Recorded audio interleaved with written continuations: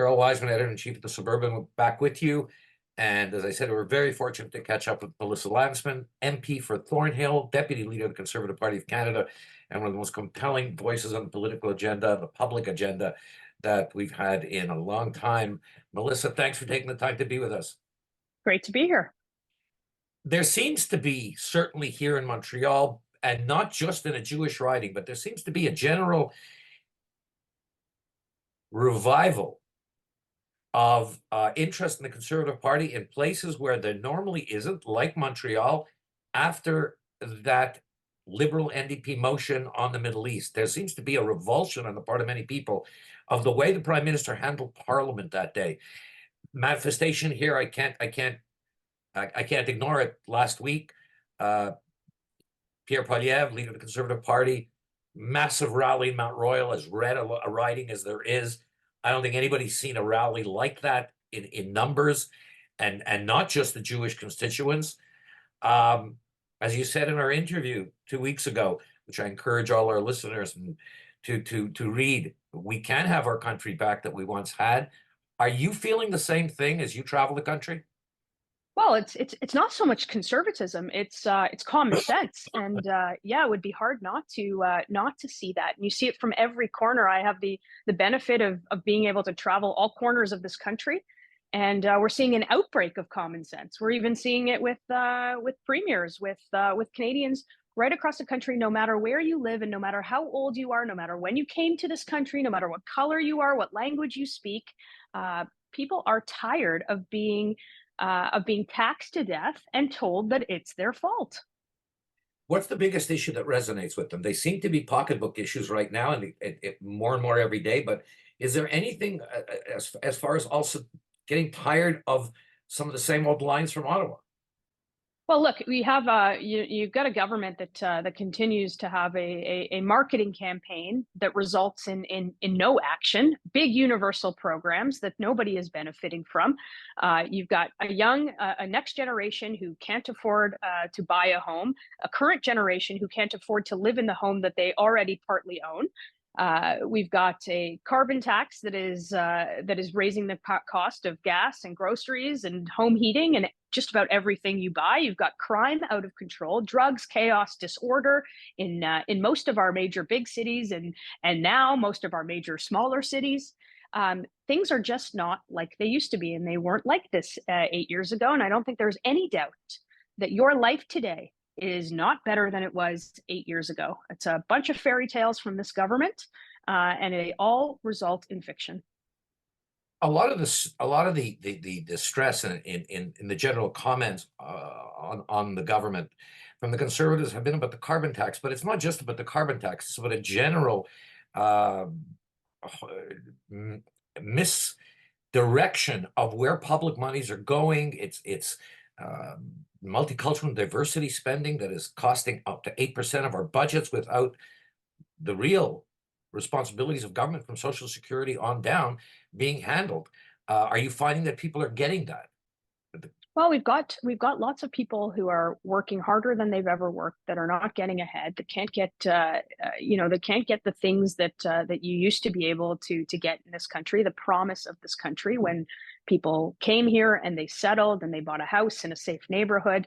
All of that is in question. You've got a government that spends $21 billion in outside consulting, and none of the services have gotten better. A public service that has grown by 50%, and certainly services haven't grown by 50%. In fact, you can argue that they are worse than they've ever been. And a government that is focused on dividing Canadians in a way that we've never seen before, pitting groups against each other, protests in our street.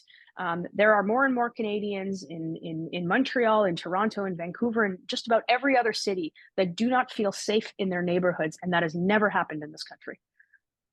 Judging from what happened in Mount Royal here last week, with, as I said in the introduction, almost a record rally for any politician, are you noticing across the country that traditional liberal strongholds are starting to feel a bit shaky? Well, I certainly see that. I suspect the Liberal Party sees that as well. This is not the Liberal Party of yesteryear, and we have liberals telling us all the time. It's not that I'm not a liberal anymore. It's that party has left me. They are not the Liberal Party. They are deeply illiberal, controlling every single facet of life. This is this is not the Liberal Party that many grew up with, and as a result they're looking for an alternative. And whether that's the Conservatives or common sense or whatever you want to call it, we want a party that is going to axe the tax and build the homes and fix the budget and stop the crime, and actually answer for the perils that are plaguing our country right now. And I think Pierre Poilievre, with his record numbers at rallies all over the country, is speaking that message of common sense, whether it's in Mount Royal or whether it's in Nanaimo, or whether it's anywhere in between. Record rallies for any politician, with stories of hardship and people looking for a better way forward. And Pierre is delivering that in droves. On a local level, and this is a question that's come up and has been debated here in Montreal for 2 weeks, and certainly reached a fever pitch when Pierre was here in Mount Royal. There's a whole question of what Anthony Housefather should do. And there's a lot of pressure on him to cross the floor to the Conservatives after 2 times that he's gone against his government. What do you feel about Anthony Housefather, in terms of what he should do, or should he start reaching out? What's the thing that he should do right now? Look, only Anthony can What's the answer principal He position? should do, but I would say this. There's a saying that he's just not that into you anymore, and I feel like that's the prime minister with the Jewish community and with Anthony. And there is a realization that potentially this is not the Liberal Party that Anthony joined, and it's certainly not one that aligns with his values, and particularly the Prime Minister's complete disregard for politicians, for members of parliament, for the parliamentary process, and for the Jewish community in this country. Should speak very, very loudly to those who support Mr. Housefather in his riding. And not I only suspect that support is bleeding.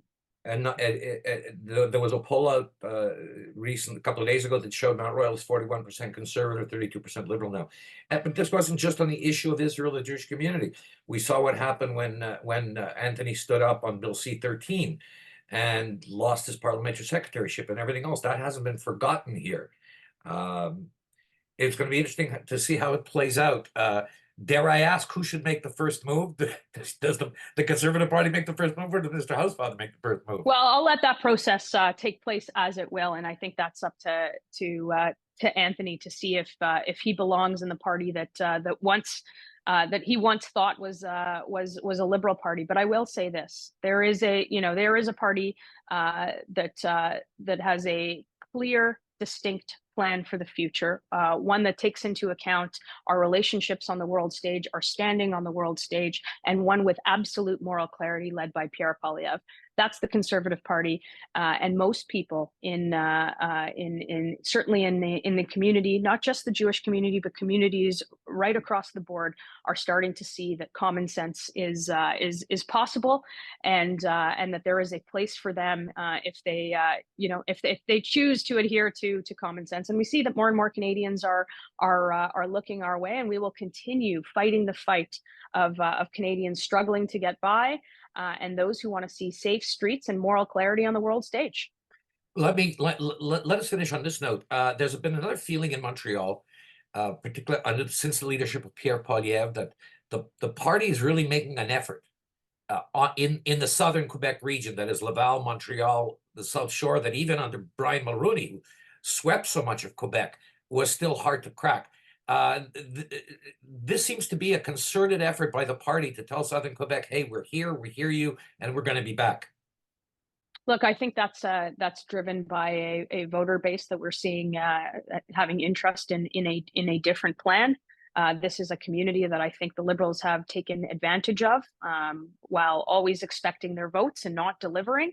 And we are going to do the work on the ground and make sure that we are in that community. I look forward to being back in Montreal. I love being in Montreal. It was a very warm welcome, and I suspect every visit thereafter for myself, Pierre, and anybody from our team will have that equally warm welcome.